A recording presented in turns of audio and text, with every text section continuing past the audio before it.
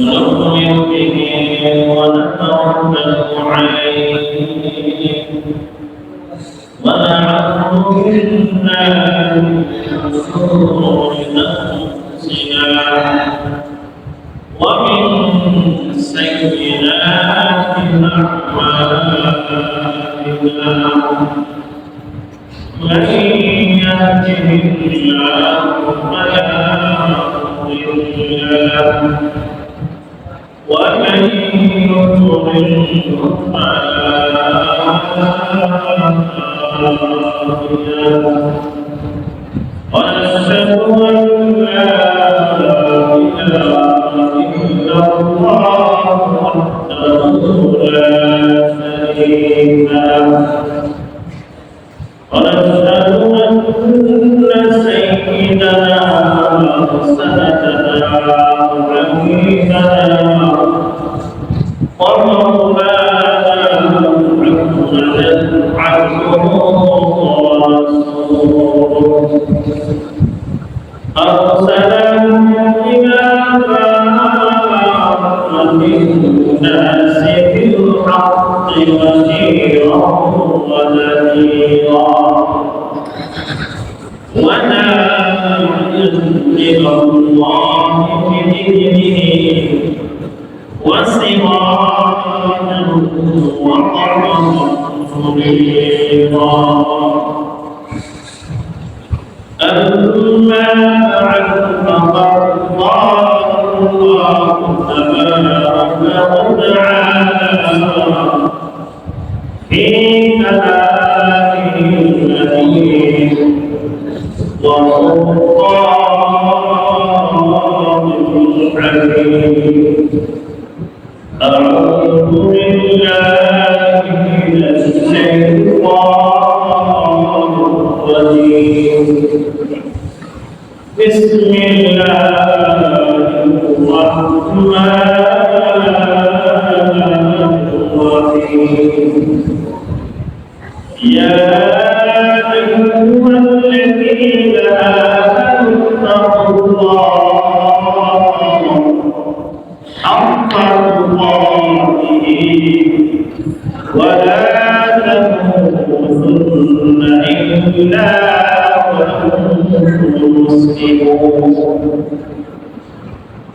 وقال النبي صلى الله عليه وسلم حق المسلم على المسلم خمس رد السلام وعيادة المريض واتباع الجنائز وإجابة الدعوة وتسمية العارض أو كما قال عليه الصلاة والسلام صدق الله مولانا العظيم وصدق رسوله النبي الكريم ونحن على ذلك لمن الشاهدين والشاكرين والذاكرين الحمد لله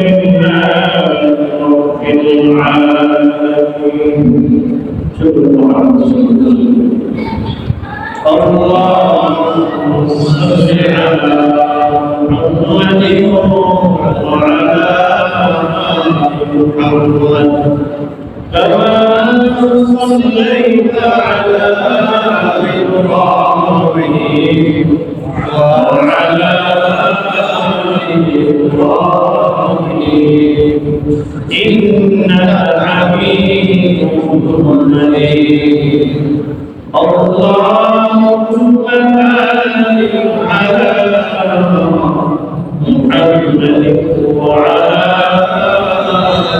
محمد كما باركت على إبراهيم وعلى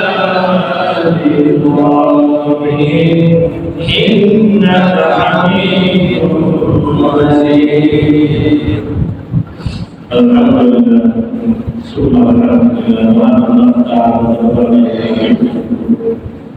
যে মহান পবিত্র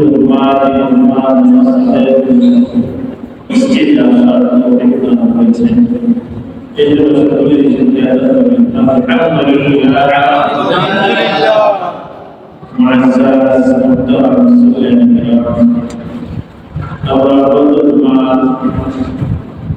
আলোচনা করছিলাম একজন মুসলমান আরেকজন মুসলমানের উপর এই কিছু আলোচনা করছিলাম ইনশাআল্লাহ আজকে বাকি রাসূল করিম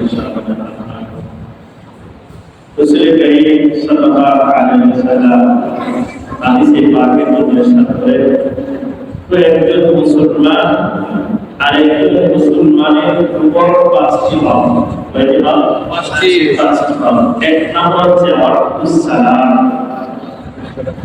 যখন কোনো মুসলমান সালাম দেয় তখন তার সালামের জবাবে বলা উচিত যখন তার সালাম দেওয়া সালাম দেওয়া সুন্নাত সালামের জবাব দেওয়া ওয়াজিব হাদিস শরীফে আসছে আল্লাহ রাসূল সাল্লাল্লাহু আলাইহি ওয়াসাল্লাম ইরশাদ করেন আসসালামু আলাইকুম যখন একজন মুসলমান আরেকজন মুসলমানের সাথে সাক্ষাৎ করবে দেখা করবে কথা বলার আগে সালাম দিবে কথা বলার আগে দিবে সালাম দিবে এটা হচ্ছে আবশ্যক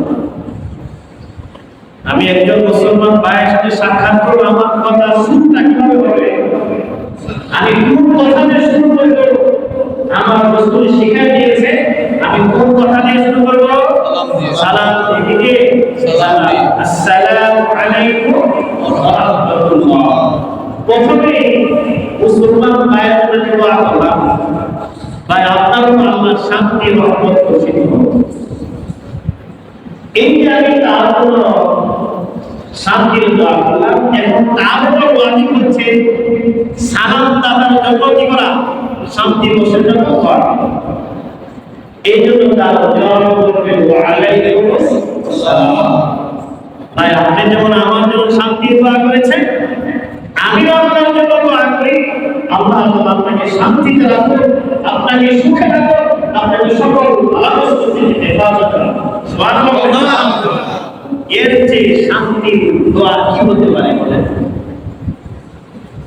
এটা হলো মুসলমানের আদর্শ মুসলমান সালাম সাক্ষাৎ হওয়ার সময় প্রথমে কি করবে সালাম বিনিময় করে বাকি কাজটা করবে সে শুরু করবে হাদিস শরীফে আছে আল বারি সালাম বারি মিনাল কিবি যে ব্যক্তি প্রথমে সালাম দিবে সে অহংকার থেকে মুক্ত সুবহানাল্লাহ কথা রাসূলের কথা তো যে ব্যক্তি প্রথমে সালাম দিতে পারবে বোঝা গেল তার অন্তরে হিংসা নাই তার অন্তরে অহংকার নাই কারণ অহংকার হলো মানুষকে প্রথমে সালাম দেয় না বরং সালাম পাওয়ার জন্য অপেক্ষা করে যে আমাকে সালাম দেয় আমি হুজুরকে সালাম করব কেন হুজুর না আমাকে সালাম দেবে হুজুর না আমার এলাকায় থাকে হুজুর না জগতে অনেক মানুষ আছে এটা অহংকার রাখা না তো সালাম দিয়ে দিবে রাসূলের ভাষায় অহংকার থেকে সুবহানাল্লাহ ওই হাদিসে আসলে ইন্না লান-নাস বিল্লাহি তাআলা মান বাদাহুম বিস-সালাম ওয়াজেবতি প্রথমে সালাম দিবে ওই ব্যক্তি আল্লাহ তাআলার কাছে প্রিয় এবং দামি সুবহানাল্লাহ আল্লাহ তাআলার কাছে দামি ব্যক্তি ওই ব্যক্তি যে প্রথমে সালাম দিবে যে প্রথমে সালাম দেয় না দেয় না যে ব্যক্তি সালাম দেয় উত্তম যে সালামে অপেক্ষা থাকে সে উত্তম সালাম দেয় যে সালাম দেয় যে সালামের অপেক্ষা থাকে রাসূলের ভাষা ওই ব্যক্তি নিকৃষ্ট ব্যক্তি অহংকারী অর্ধেক অহংকারী হতে চায় না আল্লাহ তাআলার কাছে প্রিয় ব্যক্তি হতে চায় প্রিয় ব্যক্তি আমি আল্লাহর প্রিয় ব্যক্তি হতে চাই কি চাই না চাই তাহলে কি কাজ করতে হবে সালাম দিতে হবে রাজি আছেন ইনশাআল্লাহ এক হাদিসে আছে আল্লাহ রাসূল সাল্লাল্লাহু আলাইহি ওয়াসাল্লাম বসে আছেন, এক সাহাবীকে সালাম দিলেন, আসসালামু আলাইকুম। রাসূল তার সালামের জবাব বলেন, আশা। সে 10 নেকির অধিকারী হয়ে গেছে। সুবহানাল্লাহ। আরেক সাহাবী আসছে, এসে সালাম বলেন, আসসালামু আলাইকুম ওয়া রাহমাতুল্লাহ। রাসূল তার সালামের জবাব বলেন, 20। সে 20 নেকির অধিকারী হয়েছে। সুবহানাল্লাহ। আরেক সাহাবী আসছে, আরেক সাহাবী সালাম, আসসালামু আলাইকুম ওয়া রাহমাতুল্লাহি ওয়া বারাকাতুহু। সবদিকে বাড়ায় বলছে। রাসূল তার সালামের জবাব দিয়ে বলেন, সালাম শুনুন, ওই ব্যক্তি 30 নেকি পেয়েছে। সুবহানাল্লাহ। ইখলাস যত নির্ভর, যার ইখলাস যত বেশি হবে তার সওয়াব হবে তত বেশি হবে। দেখেন প্রথম ব্যক্তি আগে সালামে শুনে একটা শব্দ বলে, আসসালামু আলাইকুম, এতটুকু বলেও সালাম হয়ে যায়। দেখি হাদিস শরীফে আছে, যে ব্যক্তি যেভাবে সালাম দেবে নিয়ম হচ্ছে তার যে উত্তম শব্দ থেকে তাকে সালামের উত্তর দেওয়া, অথবা তার সমাবেগ অনুযায়ী শব্দটা কি দেওয়া, সালাম। তাহলে কোন ব্যক্তি আপনাকে সালাম দেয়, আসসালামু আলাইকুম, তাহলে এর দ্বারা উত্তরটা বলা হবে, ওয়া আলাইকুমুস সালাম ওয়া রাহমাতুল্লাহি ওয়া বারাকাতুহু। তাহলে কি বলা, এটা উত্তর। আপনি এতটুকু না বলতে চান, ওয়া আলাইকুমুস সালাম বললেও কেটে হয়ে যাবে। ভালো বুঝতেছেন আমার? জি। সালামের নিয়ম, যদি কোনো ব্যক্তি এসে সালাম দেয়, আসসালামু আলাইকুম ওয়া রাহমাতুল্লাহ, তাহলে আপনি কি বলবেন, ওয়া আলাইকুমুস সালাম ওয়া রাহমাতুল্লাহি ওয়া বারাকাতুহু, বারায় বলবেন। যদি কোনো ব্যক্তি সালাম দেয়, আসসালামু আলাইকুম ওয়া রাহমাতুল্লাহি ওয়া বারাকাতুহু, এখন আপনি কি করবেন, ওয়া আলাইকুমুস সালাম ওয়া রাহমাতুল্লাহি ওয়া বারাকাতুহু, এতটুকু কি বলতে হবে, এর বাইরে যাও কিনা সুযোগ নাই। কারণ এরপর সম্মানে হাদিসে অনেকে বলে, ওয়া আলাইকুমুস সালাম ওয়া রাহমাতুল্লাহি ওয়া বারাকাতুহু ওয়া মাগফিরাতুহু ওয়া জান্নাতুহু ইত্যাদি শব্দ বলে, এগুলো শব্দ হাদিসে নাই। হাদিসে 3টা শব্দ আছে, কয়টা শব্দ, ওয়া বারাকাতুহু পর্যন্ত বলার সুযোগ আছে, এরপরে বলার কিনা সুযোগ নাই। কেউ যদি 3 শব্দ বলে আপনি এতটুকু বলেন, বাস তার সমপর্যে আপনি কি দিলেন, জবাব। এটা হলো সালাম দেওয়া নিয়ম। মনে থাকবে ইনশাআল্লাহ। ইনশাআল্লাহ আমরা এই নিয়ম ফলো করব। 1 নম্বর, সালাম দিলে সালামকে জবাব দেওয়া হবে। 2 নম্বর হচ্ছে ইয়াদাতুল মারিদ। এক মুসলমান আরেক মুসলমানের হক হচ্ছে, কোন মুসলমান ভাই অসুস্থ হয়ে যায় তাকে দেখা করতে যাওয়া, তার খোঁজ খবর নেওয়া, ভাই আপনি কেমন আছেন, আপনার শরীর স্বাস্থ্য ভালো আছে কিনা, কিন্তু খোঁজ খবর নিয়ে নেবেন, রোগ ব্যক্তির মনটা ভালো লাগবে কিনা, লাগবে, দেখো আমার খোঁজ খবর দিচ্ছে। যদি অসুস্থ কোনো ব্যক্তি তাকে তার অবস্থা আলোর সম্পর্কে জিজ্ঞাসা করে তার মন ভালো রাখবে, ভালো। এই জন্য হাদিসে শিক্ষা হচ্ছে, কোন মুসলমান যদি অসুস্থ হয়ে যায়, তার যেমন আত্মীয় হোক বা না হোক, তোমার পরিচিত হোক বা না হোক, যে হোক, সে মুসলমান নয়, তুমি খবর পেয়েছো সে অসুস্থ, তাকে একটু দেখা করতে যাবে। এটা মুসলমানের হক না, সে পায়। হাদিস শরীফে আছে, ইন্নাল মুসলিমা ইযা আদা আখাহুল মুসলিমা লাম ইয়াজাল ফি খুরফাতিল জান্নাতি হাত্তা ইয়ারজি'a। হাদিস শরীফে আছে, আল্লাহ রাসূল সাল্লাল্লাহু আলাইহি ওয়াসাল্লাম বলেন, যখন কোন মুসলমান ভাই আরেক মুসলমান ভাইকে দেখা করার জন্য যায়, এই যে দেখা করার জন্য দেব, ঘর থেকে বের হওয়া পর্যন্ত, আসা পর্যন্ত সে জান্নাতের বাগানে সে ঘোরাফেরা করে। সুবহানাল্লাহ। চিন্তা করছেন কত বড় ফজিলত। এই অসুস্থ ভাইকে দেখতে গেলে রাসূল বলছে, যে দেখতে গেলে সে জান্নাতের বাগানে বিচরণ করতেছে, জান্নাতের বাগানে হাঁটতেছে, বলেন তাহলে এই সওয়াবের অর্জন করা দরকার আছে না নাই? আছে। তাহলে কি কাজ করতে হবে, ওই অসুস্থ ব্যক্তিকে দেখা করতে যাওয়া, এটা মুসলমানের হক। এটা তো করতে হবে, সাথে সাথে সওয়াবের অধিকারী হয়ে যাবে। আরেক হাদিস আসছে, আল্লাহ রাসূল বলেন, তুমি কি সকালবেলায় দেখতে যাও, তার সাথে 70,000 ফেরেশতা তার সাথে যায়। সুবহানাল্লাহ বলে 70,000 ফেরেশতা, 70,000 ফেরেশতা তাদের মাগফিরাত দোয়া করতে থাকে। আল্লাহ এই বান্দা আরেক বান্দাকে দেখার জন্য যাচ্ছে, আয় আল্লাহ তুমি এই বান্দা তার পিছনে সকল গুনাহ মাফ করে দাও। সুবহানাল্লাহ। এইভাবে তার জন্য সকালে গেলে সন্ধ্যা পর্যন্ত তাদের মাগফিরাতের দোয়া করতে। আর সন্ধ্যাবেলায় যায় 70,000 ফেরেশতা তার জন্য ফজর পর্যন্ত তার জন্য দোয়া করতে থাকে। সুবহানাল্লাহ। এবং আল্লাহ তাআলা তার জন্য জান্নাতে একটি বাড়ি বানায় দেন। সুবহানাল্লাহ। তাহলে বলে এই সব অন্তর্গত দরকার আছে না নাই? আছে। আমরা আজকে জুমার নামাজে আসছি কাকে খুশি করার জন্য? আল্লাহকে খুশি করার জন্য। আমি যখন কোনো ভাইকে মুসলমান ভাইকে দেখার জন্য যাব, কে খুশি হবে? আল্লাহ। আল্লাহ খুশি হবে। এই যে আমি এখানে আসছি, আল্লাহ খুশি হতেও পারে, না হতে পারে। ইখলাস না থাকে আমার আশা কবুল হবে না। কিন্তু যদি কোনো মুসলমান ভাইকে আমি দেখতে যাই, তার ইখলাস থাকে, এই ইখলাসের বিনিময়ে আল্লাহ আমাকে জান্নাত নসিব করবে। সুবহানাল্লাহ। এইটা ছিল 2 নাম্বার। একটা হলো সালামের জবাব দেওয়া, 2 নম্বর হচ্ছে কোন অসুস্থ ব্যক্তিকে মুসলমান ভাইকে দেখা করতে হবে। আজ আসলে ইনশাআল্লাহ 3 নাম্বার ওয়া ইত্তিবাউল জানাইজ। যদি কোনো মুসলমান ভাই মারা যায়, তাহলে আরেক মুসলমান ভাইয়ের হক হচ্ছে ওই মুসলমান ভাইয়ের জানাজায় অংশগ্রহণ করা। জানাজায় অংশগ্রহণ মুসলমান ভাই মারা গেল, আমি আপনার আপন ভাই মারা গেলে যেমন আপন আত্মীয় মারা গেলে যেমন আমরা যাই, যাওয়ার গেলে জরুরি করি।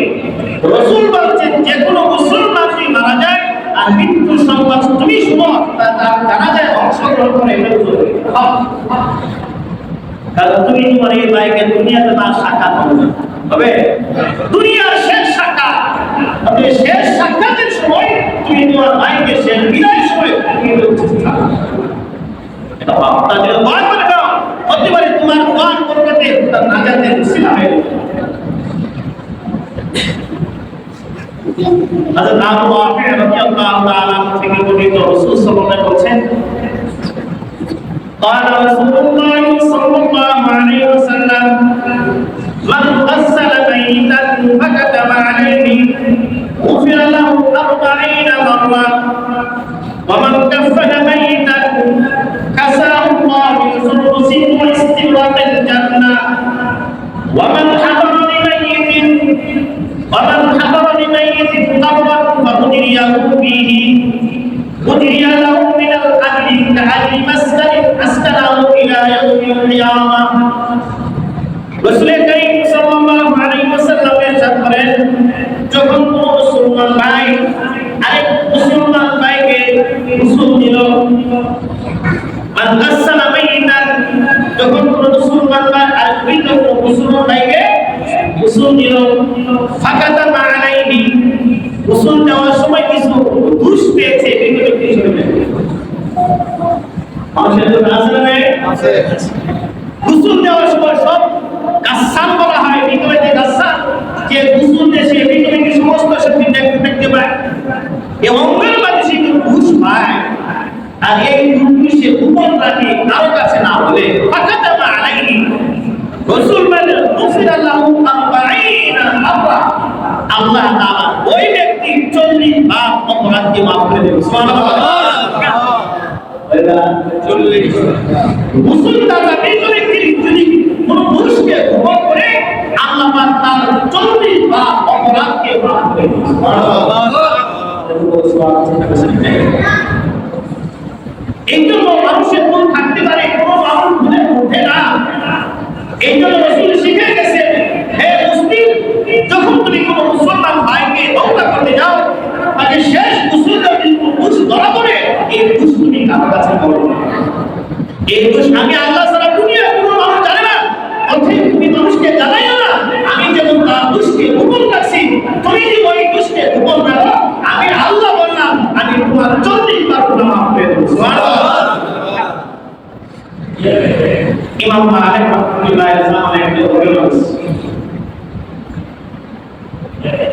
ইমাম মালিক রাহমাতুল্লাহ আলাইহি মদিনার বাসী ছিলেন, মদিনা অবস্থান করতেন। মহিলাকে গোসল দেওয়ার জন্য মহিলাদের দিকে গোসল দেবে, মহিলাদের গোসল মহিলা, পুরুষের গোসল পুরুষ দিকে নিয়ে যদি না থাকে এটা মাসালা ভিন্ন। যে মহিলা মারা গেছে, মহিলাকে গোসল দেওয়ার আশায় মহিলা আসছে গোসল দেওয়ার জন্য, এই মহিলা যখন এই মৃত মহিলাকে গোসল দিচ্ছে, গোসল দিতে সমস্ত শরীর তাকে দৌড়া দিচ্ছে, পেটে চাপ দিয়েছে, মৃত ব্যক্তির পেটে চাপ দিতে হয় যাতে করে মহিলাগুলো বের হয়ে যায়। ওই মহিলা তাকে গোসল দিচ্ছে, গোসল দেওয়া অবস্থায় এক অবস্থায় তার দৌড়াকারী হাত মৃত ব্যক্তির পুরোতে বসে এ যাবে সামনে। ওইখানে যাওয়ার পরে ওই মহিলা একটা মন্ত্র করেছে, তার পাশে মহিলাদের সে বলতেছে, ওই মহিলা তোমরা জানো এই মহিলার কোন পুরুষের সাথে অবৈধ সম্পর্ক ছিল। কি বলো? এই মহিলা কোন পুরুষের সাথে অবৈধ সম্পর্ক ছিল, এই কথাটা বলছে। বাকি মহিলাদের কাছে বলার সাথে সাথে ওই মহিলা ওই বৃদ্ধ ব্যক্তি পুরুষ সাথে লেগে গেছে, একজাস্ট হয়ে গেছে, আর হাত ছুলে এই যে টানাটানি করতেছে কিন্তু হাতা ছুটে না, হাত টানে পুরো লাশ চলে আসে কিন্তু হাতা ছুটে না। সবাই মিলে চেষ্টা করছে, কোনো কাজ হচ্ছে না। মহিলা যেদিকে লাশ তার সাথে সাথে হাত আর ছুটে না, বিপদে পড়ছে কিনা এমন ঘটনায় গ্রহণ করে না। মহিলা হয়ে কিন্তু সবাই অবাক হয়ে গেছে, দিন করে রাত চলে আসছে কিন্তু কোন সমাধানে আসতেছে না, রাত চলে গেল কোন সমাধানে আসতেছে না, হাত ছুটে না। এই ঘটনা হাসপাতালে ছড়িয়ে গেছে, মানুষের চতুর্দিকে দিন করতেছে ব্যাপার কি কি ঘটনা, কেউ কোন সমাধান দিতে পারতেছে না। এই খবর ওলামায়ে কেরামের কাছে পৌঁছে, তারাও এসে জড়ো হয়েছে কিন্তু তারাও কোন সমাধান দিতে পারে না। কি করবে? যে কোন ওলামায়ে কেরাম বলেছে যে এই মৃত ব্যক্তিদের দাফন করব, দিন চলে গেল রাত চলে গেল কিন্তু হাত ছুটে সমাধানের জন্য কেউ কেউ বলছে যে ব্যক্তি দৌড়া করছে তার হাত কেটে দেওয়া হবে, অর্ধেকটা কেটে দেওয়া হবে, হাত কেটে দেওয়ার সমস্যা নাই, তাহলে দাফন করবে। কিন্তু যে দৌড়াকারী যে মহিলা তার হাত কেটে দিচ্ছে না, আমরা আমার মহিলার হাত থেকে কাজ করে দিলাম, আমরা তো মহিলা উপকারের জন্য আসছে, রান্না উপকারের জন্য আমার ক্ষতি করবে হবে না, আমরা হাত কাটবো না, তাকে সম্মান দেওয়া যায় না।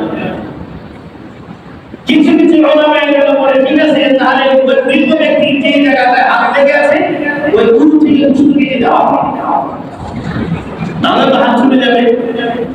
কিন্তু মৃত ব্যক্তি আত্মীয় স্বজন বলছে না, আমরা তাদের আছে না, আমরা মৃত ব্যক্তিকে অসম্মান করতে চাই না, কোন সমাধানে আসতেছে না।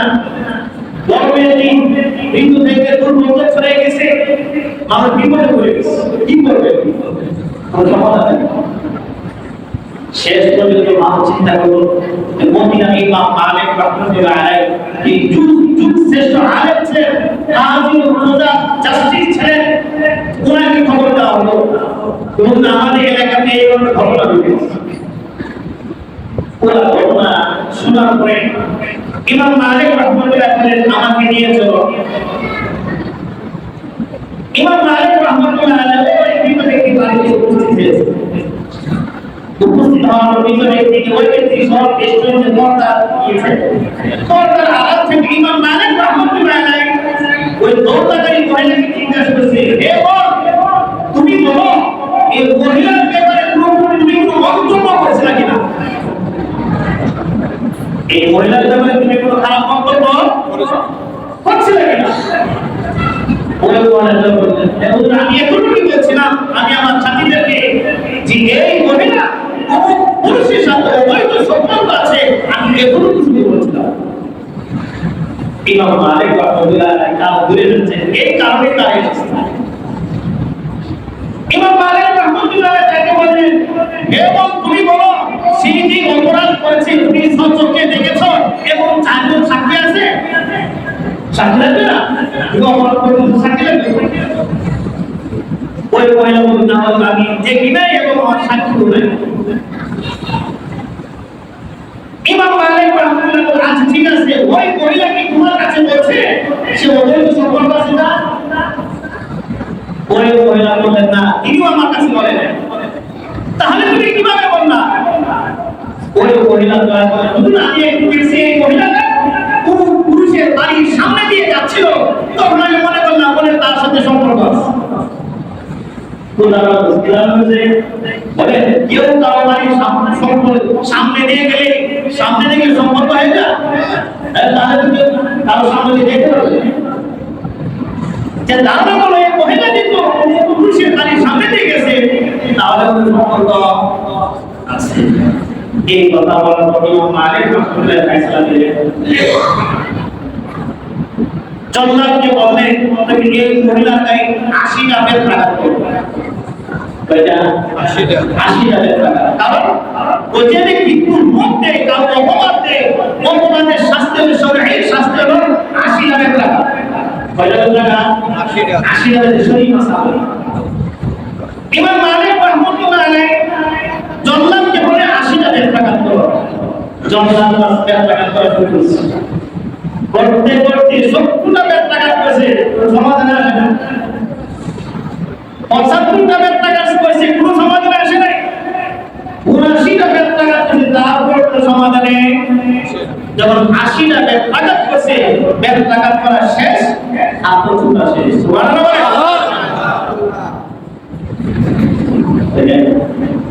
এই ঘটনা একটু উম্মতের শাস্তি হচ্ছে কেউ কাউকে উম্মতের শরীর শাস্তি হলো তাকে 80টা বেত্রাঘাত করতে হবে। এই ঘটনার পরে ইমাম মালিক রাহমাতুল্লাহ আলাইহি পুরো মদিনাতে প্রসিদ্ধ লাভ করেছে যে মদিনায় আলেম থাকলে আলেম একজনই আছে, ইমাম মালিক। তখন একটু সুযোগ লাভ করে নাই, এই ঘটনার পরে প্রসিদ্ধ আরো বেশি। এরপর ইমাম মালিক গিয়েছে পরিচিত হয়েছে। কথা মানে যে কথা বলেছিলাম দেখেন এই শক্তিশালী ইষ্ট মহিলার উপরে দুর্ভোগ দেওয়ার কারণে আল্লাহ তাআলা সাথে সাথে তাকে শাস্তি দিয়েছে। অথচ ওই মহিলার খুশি ছিল, এই জন্য তার হাতের মানুষের খুশি থাকবে, কোনো মানুষ খুশের মধ্যে না। এই জন্য আমি যদি কোনো মুসলমান ভাইয়ের খুশিকে দূর করি, আল্লাহ তাআলা আমার খুশি করবেন। হাদিস শরীফে আছে মান সাতারা মুসলিমান সাতারাহুল্লাহু ইয়াওমাল কিয়ামাহ। যে ব্যক্তি কোনো মুসলমান ভাইয়ের খুশিকে দূর করবে, আল্লাহ তাআলা তার কিয়ামতের দিন বান্দার খুশিকে দূর করে জাহান্নাম থেকে মুক্তি করে জান্নাতে পৌঁছে দিবেন। সুবহানাল্লাহ। অতএব আমরা যদি কোনো মুসলমান ভাইয়ের খুশি করে বাস্তবে সেই খুশি, আমি এই খুশিটা কারো কাছে না বলে সংশোধনে নিয়ে থাকে, অন্যের কাছে না বলে তাকে বলা। তাকে বলা সংশোধনে নিয়ে অন্যের কাছে বলা না, সংশোধনের ইচ্ছাতে কাকে বলতে হবে? যে ব্যক্তি খুশি তার কাছে কি মহব্বতের সাথে বলতে হবে, ভাই এই কাজটা করতেছে কাজটা ঠিক হচ্ছে না, তাহলে হয়তো সে সংশোধন হয়ে। কিন্তু আমি কিছুটা অন্যের কাছে বলি বলে সংশোধন হবে না। কিন্তু আমাদের সমাজে অন্যের দোষ ধরা হয় কি হয় না? নিজের দোষ কেউ সহ্য করতে রাজি না, কিন্তু অন্যের দোষ ধরার জন্য মানুষ পাগল হবে। রাত্রে ঘুম নাই, অন্যের দোষ ধরতে মহিলাদের অভ্যাস, এর ঘরের পাশে দাঁড়াতে ঘুমায় দাঁড়ায় চুল শুনে কেটে কেটে সমস্যা হচ্ছে কি আসলে না? গাঁও চলে আসে মহিলাদের অভ্যাস, ঘরের মধ্যে দাঁড়ায় থেকে কি স্বামী গাও ধরো, এটা কিন্তু এই জন্য আল্লাহ রাসূল বলেন যে ব্যক্তি মায়ের কি মুসলমানের দোষ হওয়ার পর দোষকে গোপন করবে, আল্লাহ রাসূল বলেন আল্লাহ তার 40 বার অপরাধকে মাফ করে। সুবহানাল্লাহ। তাহলে মৃত ব্যক্তিকে গোসল দেওয়ার দরকার আছে না নাই? অনেকে মৃত ব্যক্তিকে গোসল দিতে চায় না, ভয় বা অনেক সময় যারা সমাজে পুরুষ পাওয়া যায় গোসল দেওয়া হবে। গোসল দেওয়া একটা ইবাদত, মৃত ব্যক্তিকে গোসল দেওয়া একটা ইবাদত। এরপরে বলেন ওমান কাফানা মাইতান কাসাউল্লাহ মিন সুলুসিন ওয়াস্তামরা ফিল জান্নাহ। যে ব্যক্তি পবিত্রের দিকে কাফন দিল, কাফনের ব্যবস্থা করে দিল, কাসাউল্লাহ মিন সুলুসিন ওয়াস্তামরা ফিল জান্নাহ, কাল কিয়ামতে আল্লাহ তাআলা জান্নাতের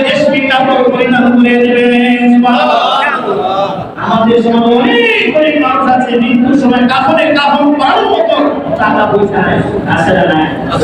এমন কোন ব্যক্তিকে যদি কাফনের কাপড় ক্রয় করে দেয়, দান করে, আল্লাহ রাসূল বলেন ওই ব্যক্তিকে জান্নাতে রেশমি কাপড় পরিধান করায় দেবে। সুবহানাল্লাহ। অতএব আমাদের সমাজে যে কোনো মারা যায়, অভাবে হয়, তাকে এই কাজ আপনি করতে পারেন, এটা সাহাবের কাজ। তাহলে কি ফায়দা হবে? কি ফায়দা? আপনি 300 টাকা দিয়ে একটা কাপড় দিলেন, 500 টাকা দিয়ে একটা কাপড় দিলেন, এর বিনিময়ে জান্নাতের কাপড় আল্লাহ পাক আপনার গায়ে পরায় দিবেন। সুবহানাল্লাহ।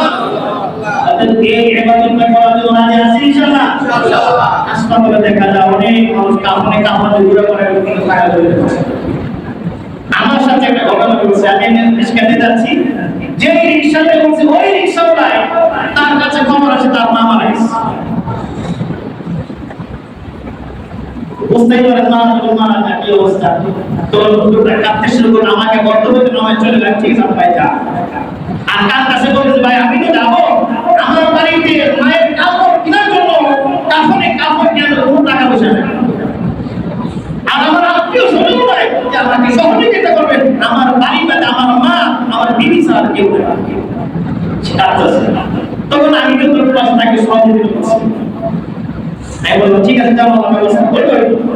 এই জন্য সমাজে অনেক মানুষ আছে গরিব অসহায়, এদেরকে খোঁজখবর নেওয়া, এই কাফনের ব্যবস্থা করলে কি ভাইয়া আল্লাহ তাআলা জান্নাতের কাপড় পরিধান করবে। রাজি আছেন ইনশাআল্লাহ? ইনশাআল্লাহ। এই নেককারটা করতে রাজি আছেন ইনশাআল্লাহ? ইনশাআল্লাহ। এরপর কি বলেন? ফামান হাফারানি মাইয়িতিন কাফরান ফাআজালনাহু ফীহি বুনিয়া লাহু মিনাল আজরি কাজরি মাসকানাহু ইলা ইয়াউমিল কিয়ামাহ। কোন ব্যক্তি মারা গেলে আর তার কবর খনন করতে হয় কেন না? যে কোন ব্যক্তি মৃত ব্যক্তির কবর খনন করে এবং কবরে তাকে রাখে, তাহলে তাকে কি পরিমাণ সওয়াব দেওয়া হবে? হাদিস শরীফে আছে ওই ব্যক্তি এমন সওয়াবের অধিকারী হবে, সে যেমন যে তাকে একটা ঘরের মালিক বানিয়ে দিল, সে কিয়ামত পর্যন্ত এই ঘরে বসবাস করবে। সুবহানাল্লাহ। যে একজন ব্যক্তিকে একটা ঘরের মালিক বানিয়ে কিয়ামত পর্যন্ত বসবাস করবে, যেই পরিমাণ সওয়াবের অধিকারী হবে, ওই যে ব্যক্তি মৃত ব্যক্তিকে কবর খনন করলো এবং তাকে কবরে দাফন করলো, আল্লাহ পাক তাকে সেই পরিমাণ সওয়াবের অধিকারী বানায় দিবেন। সুবহানাল্লাহ। তাহলে অন্যের কবর খনন করার দরকার আছে না নাই? আমি অন্যের কবর খনন করি, আমি তো করব কি করব না? করব। আমি তো করব না।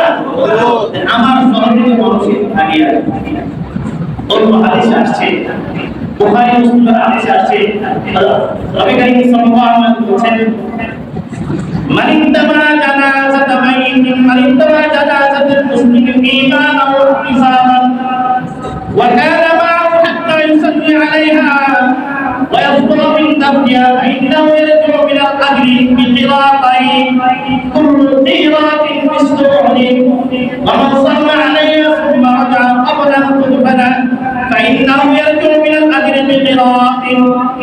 নবী করিম সাল্লাল্লাহু আলাইহি ওয়াসাল্লাম বলেন যখন কোন মুসলমান ভাই আরেক মুসলমান ভাইয়ের জানাজায় অংশগ্রহণ করলো, জানাজার নামাজ পড়লো এবং কবর পর্যন্ত দাফন করা পর্যন্ত কবরস্থান পর্যন্ত গিয়েছে, কান্নাও ইয়ারজু মিনাল আজরি বিকিরাতাইন। রাসূল বলে সে 2 কিরাত পরিমাণ সওয়াবের অধিকারী হয়ে যাবে। সুবহানাল্লাহ। দুই কিরাত। এক কিরাতের পরিমাণ কি? কিরাতিন মিসলু উহদিন। এক কিরাতের পরিমাণ হলো পাহাড় পরিমাণ। সুবহানাল্লাহ। যে ব্যক্তি কোন মুসলমান ভাইয়ের জানাজায় অংশগ্রহণ করলো, আল্লাহ পাক তাকে উহুদ পাহাড় পরিমাণ সওয়াব দান করবে। সুবহানাল্লাহ। উহুদ পাহাড় কি পরিমাণ বড়? 4 কিলোমিটার লম্বা। কত কিলোমিটার লম্বা? 4 কিলোমিটার লম্বা, 7.5 কিলোমিটার উঁচু। সুবহানাল্লাহ। বুঝেন কত বড় উহুদ পাহাড়? মদিনায় উহুদ পাহাড়ের ছিল এরকম বড় পাহাড় নাই। তো যে ব্যক্তি কোন মুসলমান ভাইয়ের জানাজায় অংশগ্রহণ করলো, আল্লাহ পাক তাকে উহুদ পাহাড় পরিমাণ সওয়াব দান করবে। সুবহানাল্লাহ। জানাজায় অংশগ্রহণ করার দরকার আছে না নাই? এবং যদি সে মৃত ব্যক্তির সাথে কবরস্থান পর্যন্ত যায়, কবর দেওয়া পর্যন্ত যায়, তাকে 2 কিরাত পরিমাণ সওয়াব দেওয়া হবে। 2 কিরাত 2 কিরাত পাহাড় পরিমাণ সওয়াব। আর যদি কোনো ব্যক্তি শুধু জানাজার নামাজ পড়ছে, কবরস্থান পর্যন্ত যায় নাই, দাফন করা পর্যন্ত যায় নাই, এর বহু পরিমাণ তাকে সওয়াব দেওয়া হবে। সুবহানাল্লাহ। আমাদের সমাজে অনেকে আছে জানাজা পড়েছি কিন্তু কবরস্থান পর্যন্ত যায় না, কবরস্থানে যায় আগে চলে যায়, তাহলেও সওয়াব, কি পরিমাণ সওয়াব? এক বহুত মহান পরিমাণ সওয়াব।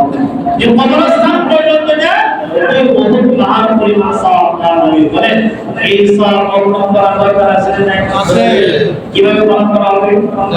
কোন মুসলমান ভাই যখন মারা যাবে আমি তার জানাজায় অংশগ্রহণ করব, তাহলে আল্লাহ পাক আমাকে সেই সওয়াব দান করবেন। অনেকে জানাজায় অংশগ্রহণ করে কিন্তু সওয়াব নিয়ত না জানার কারণে এই সওয়াব থেকে বঞ্চিত হয়ে যায়। কিভাবে? অনেকে জানাজা অংশগ্রহণ করে, অনেকে আত্মীয় হলে মারা যান, আমরা যাই কিন্তু নিয়ত সহিহ না হওয়ার কারণে আমরা সওয়াব থেকে বঞ্চিত হয়ে যাই। কারণ কি? অনেকে নিয়ত করে আমার আত্মীয় মারা গেছে, যদি না যায় সেটা আমার অসন্তুষ্ট হবে, বিতর্কিত আত্মীয় হতে হবে, অসন্তুষ্ট হবে। আমার আত্মীয়, আমার বন্ধু মারা গেছে, বন্ধু মারা জানাজা না গেলে বন্ধু আমার নারাজ হয়ে যাবে, আসলে না বন্ধুকে খুশি করার জন্য জানাজায় অংশগ্রহণ করা। তাহলে নিয়তে আমার সমস্যা, খুশি কাকে? বন্ধুকে না লাগে? বন্ধুকে আমি নিয়ত করলাম বন্ধুকে খুশি করা, আত্মীয় স্বজনকে খুশি করা আমার উদ্দেশ্য, আল্লাহকে খুশি করা উদ্দেশ্য না। বলে জানাজা অংশগ্রহণ করলে আমি সব থেকে বঞ্চিত হয়ে যাচ্ছি। এই জন্য আমি জানাজা অংশগ্রহণ করবো, কি নিয়ত থাকবে? আমার নিয়ত থাকবে একজন মুসলমান মারা গেলে আরেকজন মুসলমানের দায়িত্ব হচ্ছে জানাজায় অংশগ্রহণ করা, আমার দায়িত্ব হচ্ছে তার জানাজায় অংশগ্রহণ করা। এই জন্য যাচ্ছি। দুই নম্বর হচ্ছে যে জানাজায় যাওয়া রাসূলের আদর্শ, জানাজায় যাওয়া রাসূলের আদর্শ, রাসূলের সুন্নাত। আমি রাসূলের সুন্নাতকে বাস্তবায়নের জন্য আমি জানাজায় যাচ্ছি। তাহলে কি হবে? জানাজার সওয়াব পেয়ে যাব, আমার আত্মীয় কি হয়ে যাবে? ইয়াদ করে দে ওই শিক্ষা লাভ হলো না। যে আমার নিয়ত থাকে কাকে খুশি করা, তাহলে আত্মীয় খুশি হবে কি হবে না? হবে। আর যদি নিয়ত থাকে আত্মীয়কে খুশি করা, তাহলে আল্লাহ খুশি হবে না, তাহলে সব থেকে বঞ্চিত হয়ে যাবে। এই জন্য আমরা জানাজা যাবো কি যাব না? যাব। নিয়ত থাকে কি? একজন মুসলমান মারা গেছে, আমার দায়িত্ব হচ্ছে তার জানাজা অংশগ্রহণ করা এবং রাসূলের আদর্শ। এই জন্য আমি জানাজা অংশগ্রহণ যে হোক না কেন, তাহলে আমি জানাজা সওয়াব পেয়ে যাব। और तकबीर इंशाअल्लाह। 3 नंबर 4 नंबर व इजाबात दावती। 4 नंबर হক হচ্ছে একজন মুসলমান আরেক মুসলমানের উপর 4 নম্বর হক হচ্ছে যদি কোনো মুসলিম ভাই আরেক ভাইকে দাওয়াত দেয়, ভাই আমার ভাই আজকে করে খাইবে দাওয়াত, এই দাওয়াত রক্ষা করা ওয়াজিব। দাওয়াত করা ওয়াজিব। হাদিস শরীফ আছে ফাকাত আসাল্লাহ ওয়া রাসূলা, তো যে ব্যক্তি কোনো মুসলমান ভাই তাকে দাওয়াত দিল, দাওয়াত রক্ষা করলো না, সে আল্লাহ রাসূলের বিরোধিতা করলো। নাউযুবিল্লাহ। আল্লাহ রাসূলের বিরোধিতা করে কেউ জান্নাতে যেতে পারবে না। খাবার দাওয়াত দিতে যাবেন না, গেলে যাবে। এক মুসলমান দাওয়াত দিলে আরেক মুসলমান দাওয়াত রক্ষা করে না, ওয়াজিব যেতে হবে। হাদিস শরীফ আছে قال رسول الله صلى الله عليه وسلم من دعي فليجب, যাকে দাওয়াত দেওয়া হবে সে দাওয়াত গ্রহণ করে, যাকে দাওয়াত দেওয়া হবে সে দাওয়াত গ্রহণ করে। আমাদের সমাজে দাওয়াত দেয় কি দেয় না? অনেকে যায় না, যাইতে হবে। দাওয়াত দিলে যাবো কি যাব না? যাবো কি যাব না? দাওয়াত দেওয়া গ্রহণ করে জরুরি, তবে শর্ত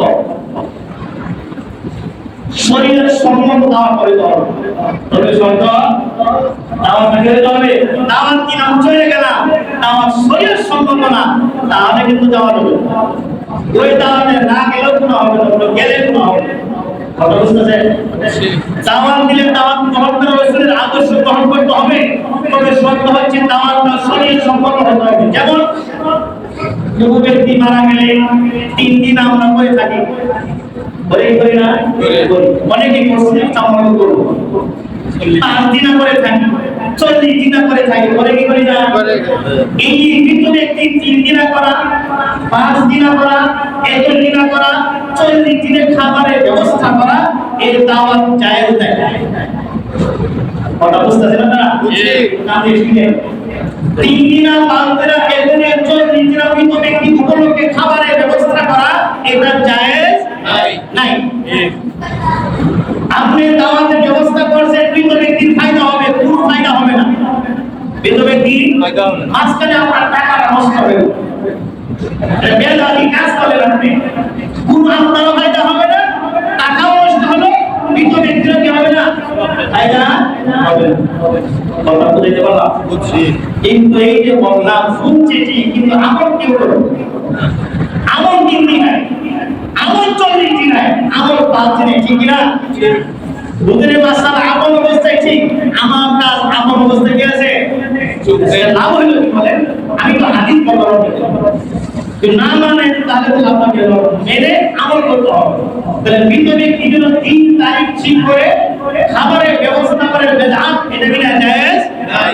দাওয়াত দেওয়া জায়েজ নাই, দাওয়াত গ্রহণ করাও জায়েজ নাই। এখন বলবেন হুজুর আমার বাবা মারা গেছে, আমি কি খাওয়াবো না? অবশ্যই খাওয়াবে, বেশি করে খাওয়ান।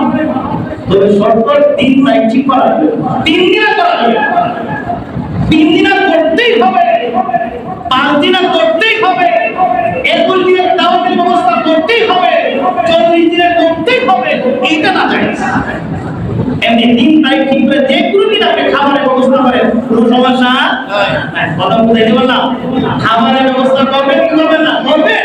ওই 3 তারিখ ঠিক করে যে কোনো পঞ্চায়েত আপনি বাস করেন, 40 দিন করবেন না, 3 দিন করবেন না। অনেকে আমার করে ঠিক 3 দিনে তিনি করবেন। এইগুলো মৃত ব্যক্তিকে মারা গেলে আমরা খাবারের ব্যবস্থা করবো,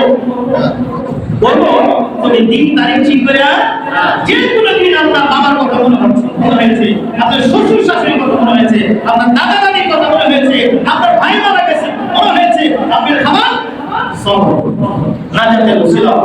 আল্লাহ তাআলা সকলকে তৌফিক দান করুন, আমিন।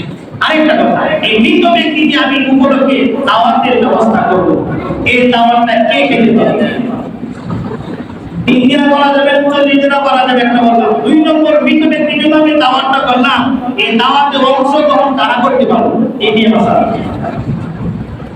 মৃত ব্যক্তি যদি যে টাকার খরচ করে সদকা, এটা সদকা না,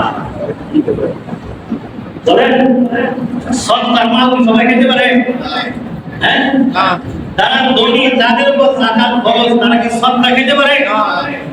মৃত ব্যক্তির জন্য যে টাকাটা খরচ করা হয় এটা সদকা বলা। আর সদকা সবাই খেতে পারে না, ধনীরা খেতে পারবে না, এলাকার নেতা খেতা যারা আছে বড় লোক ওরা খেতে পারবে না। কিন্তু আমাদের সমাজে মৃত ব্যক্তি মারা গেলে দাওয়াত কাদেরকে দেওয়া হয়? তাদেরকে দেওয়া হয়, তাদেরকে দেওয়া হয়। প্রথমে দেওয়া হয় এলাকার বাড়িগুলো করে খবর দেয়, নেতা আছে করে খবর দেয়, ওদেরকে দেওয়া দাও। এলাকা করি না খায় আছে, ওর কোনো খবরই নেই।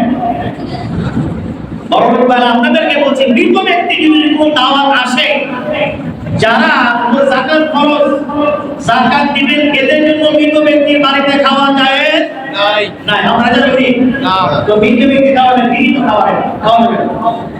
কারা খাবে? তো যাদের উপর যাকাত খরচ না, গরিব মানুষ, দিন আনে দিন খায়, এরা অনেক মানুষ আছে, এরাই খাওয়া খাবে। আপনি আপনার বাবা মারা গেছে, হুজুরকে দাওয়াত দিলেন, আপনি দেখছেন হুজুর কি সপ্তাহ খেতে পারে কিনা? হুজুর কি সপ্তাহ খেতে পারে? হুজুর যে দাওয়াত খেতে পারবে না, বলে গুনাহ হবে, পেট নষ্ট হবে, নামাজ নষ্ট হবে। কথা বলতে বলতেছি যে মৃত্যু ব্যক্তি দাওয়াত কে খাবে? গরিবরা খাবে, অসহায়রা খাবে। ধনী ব্যক্তি যাকাত খরচ এমন ব্যক্তি খেতে পারবে না, সে হুজুর হলে খেতে পারবে না, সে খতিব সাহেব হলে খেতে পারবে না, যত বড় দিনদার হতে গেল ওই দাওয়াত খেতে পারবে না। অতএব আপনি যখন দাওয়াত দিবেন দেখবেন ওই ব্যক্তি ধনী কিনা, ধনী হলে দাওয়াত দিবেন না, আপনি ওই ব্যক্তির জন্য খাওয়ানো জায়েজ হবে না, খাওয়াইলেও সব হবে না। কাকে খাওয়াইতে হবে? গরিবদেরকে। গরিবদেরকে মনে থাকবে ইনশাআল্লাহ। আমরা আত্মীয়-স্বজন মারা গেলে খাওয়াবো, খাওয়াবো ইনশাআল্লাহ। কাদেরকে দাওয়াত দিব? এলাকার বাড়িওয়ালাকে না, ধনীদেরকে, যাকাত খরচ এদেরকে। যে সমস্ত ভাই যাকাত খরচ আছে আপনাদেরকে বলে এই সমস্ত দাওয়াত দিতে যায় না। আপনাদের টাকা আছে, আপনি ঘুরে খেতে পারবেন, এর চেয়ে ভালো কিছু খেতে পারবেন, এটা পচা খানা আপনি কেন খাওয়াবেন?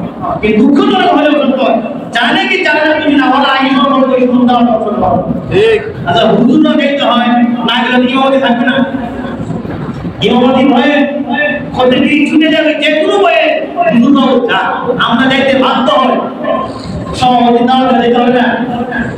কথা কথা বলতেছি মুতাওয়ালি দাওয়াত দিতে হবে না হুজুর আমার বাবা মারা গেল আপনি গেলেন না আপনি কিভাবে আমার দাওয়াত দেন হ্যাঁ যাবে তুমি খাওয়া যাবে দোয়া করা যায় দোয়া করতে যাবে কি তোমাদের দাওয়াত খাওয়া যাবে হ্যাঁ ওটা ইনশাআল্লাহ ইনশাআল্লাহ তাহলে কোন দাওয়াত খাবেন রাসূল যে বলছে বিদুলে কি দাওয়াত খাওয়া যাবে না দাওয়াতটা কোনটা হবে এখন আসে কোন দাওয়াত খাওয়া যাবে ওলিমা শরীফ আপনারা ওলিমা এই দাওয়াত ওলিমার জন্য খাবারের আয়োজন করা সুন্নাত ওলিমা দাওয়াত আয়োজন করা হাদিসের আউলিন ওয়ালাউ বিশাতি ওয়া সাহাবারা ওলিমার ব্যবস্থা করে কিন্তু একটা ছাগলের বাচ্চা দেওয়া ওলিমা কাকে বলে অনেক হয়তো জানে না আর আমাদের সমাজে রেওয়াজ নাই ওলিমা বলা হয় বিয়ার পরে জামাইয়ের বাড়িতে যে অনুষ্ঠান করা হয় বিয়ার পরে বোনের বাড়িতে না জামাইয়ের বাড়িতে বোনের বাড়িতে যে অনুষ্ঠান করা হয় এর নাম হচ্ছে ওলিমা এই ওলিমা করা রাসূলের সুন্নাত এই সুন্নতে ওলিমার জন্য কেউ দাওয়াত দেয় ওই দাওয়াতে দাওয়াত সুবহানাল্লাহ সুবহানাল্লাহ এর নাম ওলিমা ওলিমা দাওয়াত জরি হাদিসে আছে সাফিয়া রাদিয়াল্লাহু তাআলা আনহা নবীকে বিয়ে করার পরে 3 দিন ওলিমা দাওয়াত খাওয়াইছে কয়দিন 3 দিন একদিন না 2 দিন না 3 দিন খাওয়াইছে সুবহানাল্লাহ সুবহানাল্লাহ রাসূলের যে দুনিয়া কি হতে পারে বলে আমাদের সমাজে এমন মানুষের কাছে 3 দিন খাওয়াইছে শুরু হয় মানে থেকে জোহরের পর থেকে শুরু হয় 3টার সময় খাওয়া বন্ধ ঠিক কি না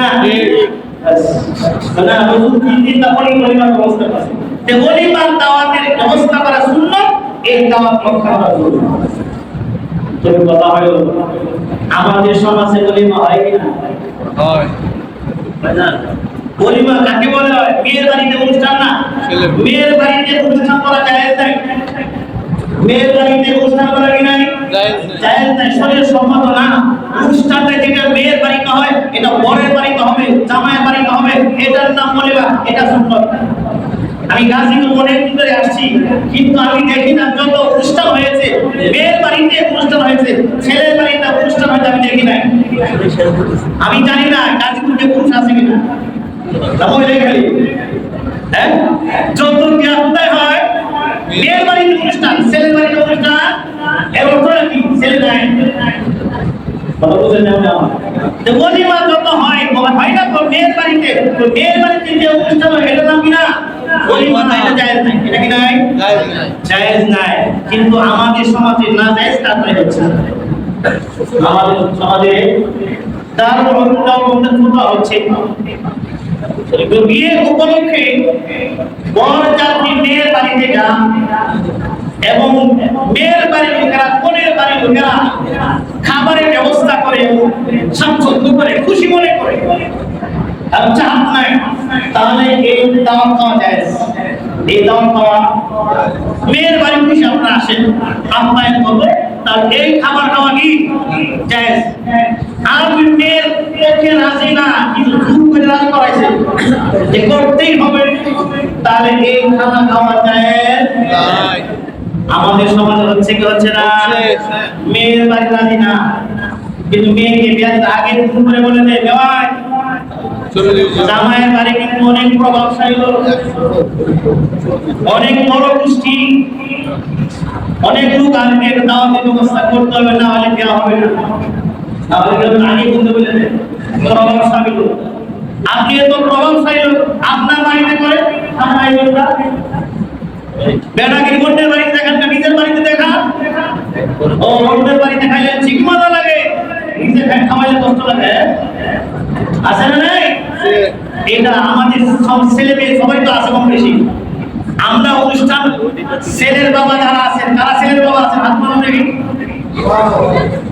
তারপরে কি মেয়ের বাবা নাকি ছেলে তাই না যে সমস্ত ছেলের বাবারা আছেন আপনারা ওয়াদা করেন ছেলের বিয়ে করাবেন করবেন না মেয়ের বাড়িতে কোনো অনুষ্ঠান চলবে না নিজের বাড়িতে অনুষ্ঠান করবেন হাদিস শরীফ আছে আউলিক ওয়ালাউ বিশাতিন একটা ছাগলের বাচ্চা দিয়ে হলে তুমি ওলিমা করো আপনি ছেলেকে বিয়ে করবেন একটা ছাগল জমা করতে পারবেন না আপনি ইনশাআল্লাহ বিয়ে করার দরকারই নেই আপনি 100 মুখে যাবেন মেয়ের বাড়িতে চিন্তা করছেন আপনি এই মেয়েটা মানুষ করতে বাবা কষ্ট হয় না আবার বিয়ার মালিক একটা চাপ দিবেন আবার যৌতুক দিতে হবে কানের দুল গলার মালা আবার হাতের যে কত কিছু দিতে হয়, ছেলেকে আবার স্বর্ণের আংটি দিতে হয়, দিতে হয় হয় না? কথা বলেন, ছেলেদের জন্য স্বর্ণের ব্যবহার করা যায় না? জায়েজ? ছেলেদের জন্য স্বর্ণ ব্যবহার করা যায় না? আমি যে কথা বলছি মোহতারাম হাজির, অনুষ্ঠান হবে, দাওয়াত হবে, কার বাড়িতে হবে? ছেলের বাড়িতে। ছেলের বাড়িতে। মেয়ের বাড়িতে অনুষ্ঠান চলবে না। হ্যাঁ, মেয়ের পক্ষ নিয়ে খুশি মনে বলে ভাই ভাই তার জন্য এসে দশজন আসে, তাই দশজনের জন্য অনুমতি আছে, সাথে আরো 20 জন হয়ে আসে, এটা জায়েজ নাই। আমাদের সমাজে বলে একটা পরে আরেকটা আছে না নাই? আছে। এইগুলো তার আছে। আমরা দাওয়াতটা সুন্নত তরিকা হইতে হবে, নাজায়েজ তরিকা আগে দাওয়াত করা জরুরি না। সময় শেষ হয়ে গেছে, কথা নাই বলতে পারলাম না। বিয়ার মানে আরো কিছু কাজ হয়, বিয়ার এখন ব্যবসা হয়ে গেছে, কি হয়ে গেছে? ব্যবসা। একটু বলে শেষ করে দিই কিভাবে ব্যবসা। যারা ওলিমা করেন বা মেয়ের বাড়িতে অনুষ্ঠান করেন, সবাই টার্গেট থাকে, সমস্যা নাই, 1 লাখ খরচ করবো, 2 লাখ খরচ করবো, ডাবল আসবে, কি আসবে? ডাবল। 3 লাখ খরচ করে 5 লাখ আসে, আছে না নাই? আছে। এবং কোন বিয়ার করা খেয়েছেন, যে বিয়ার দাম পাচ্ছেন আর দাম একটা ধরা যায় নাই, বলে দিছে হাদিয়া গ্রহণ করে দিলে টাকার ব্যবস্থা আছে, গ্রুপের আলাদা ব্যবস্থা আছে আছে। এই যে হাদিয়া লেনদেন করতেছি খাওয়াতে, এটা চাই শরীর সম্মত নয়। এই জন্য আমরা দাওয়াত খাবো, যারা ওলিমার দাওয়াত দিব, এটা রাসূলের সুন্নাত, এটা ইবাদত। ইবাদতের ক্ষেত্রে অন্যের কাছ থেকে বিনিময় নেওয়া জায়েজ নাই। এই জন্য ইনশাআল্লাহ আমরা দাওয়াত খাবো সুন্নত তরিকা করব, ইনশাআল্লাহ। ইনশাআল্লাহ আমরা ব্যবসা বাদ দেই, এটা ইবাদত। আপনি এত বিশাল বড় বলতে বলছেন, রাসূল তো বলে নাই ছাগল জব করে না, এলাকার গরিব মানুষকে দাওয়াত দেন। আরেকটা কথা বলে দিই, এই যে ওলিমা করে দাওয়াতটা কারাবা, দাওয়াতটা কে বা দাওয়াত সবাই বড় লোকেরা, হ্যাঁ দাওয়াত হয়েছে। এই যে ওলিমার দাওয়াতটা কি বা, এলাকার যে সবচেয়ে বড় মানুষ দাড়িওয়ালা ওরাই দাওয়াত পায়। এলাকার গরিব মানুষ যারা আছে ওরা দাওয়াত পায় না। হাদিস শরীফ আসছে, হযরত আবু হুরায়রা রাদিয়াল্লাহু তাআলা বলেন, শামু তাআতি তাআমুল ওলিমা ইউদআ লাহু আবনিয়াউ ওয়া ইউতরাকুল মাসাকিন। ওই ওলিমা সবচেয়ে নিকৃষ্ট ওলিমা, যে ওলিমা তাদের এলাকার বড় বড় লোকদের দেখে দেখে দাওয়াত দেওয়া হয়েছে, বাড়িওয়ালাদেরকে দেখে দেখে দাওয়াত দেওয়া হয়েছে, গরিবদেরকে দেখে দেখে দেওয়া হয়েছে, গরিবদেরকে দাওয়াত দেওয়া হয় না, দিনদারকে দাওয়াত দেওয়া হয় না। রাসূল বলেন সবচেয়ে নিকৃষ্ট খাবার হচ্ছে এই ওলিমা। নাউযুবিল্লাহ বলেন। নাউযুবিল্লাহ। আপনি চতুর্থ বরণ পে করছে, আপনার মানে ছোট্ট একটা টিনের চাল আছে, তাকে আপনি বলবো না যে দাওয়াতে শুধু বরণটাই দাওয়াত পায়, গরিবরা দাওয়াত পায় না, এই দাওয়াত খাওয়া জায়েজ না, নিকৃষ্ট খাবার। অনেক কথা বলে সময় শেষ। যে সমস্ত ভাইরা দাওয়াত দিবেন, গরিবদেরকে দেখবেন না, গরিবদেরকে দেখবেন। গরিবরা তো গুস্তু খাই না, সপ্তাহে 7 দিনই গুস্তু খা, কিন্তু গরিবদের কাছে বছরে চলে না, এক প্লেট গুস্তু খেতে পারে না, এক টুকরা গুস্তু পায় না। আপনি একবেলা তাকে দাওয়াত দেন, এক টুকরা গুস্তু বা মন থেকে দাওয়াত করবে কি করবে না? আপনি পুরো দাওয়াতটাই ইবাদত হয়ে যাবে। এই দাওয়াতের উসিলায় তাদের ব্যবস্থা হয়ে যাবে। ওয়া আখির দাওয়ানা আলহামদুলিল্লাহি রাব্বিল আলামিন। যে কথাগুলো বললাম, সংক্ষিপ্ত কথা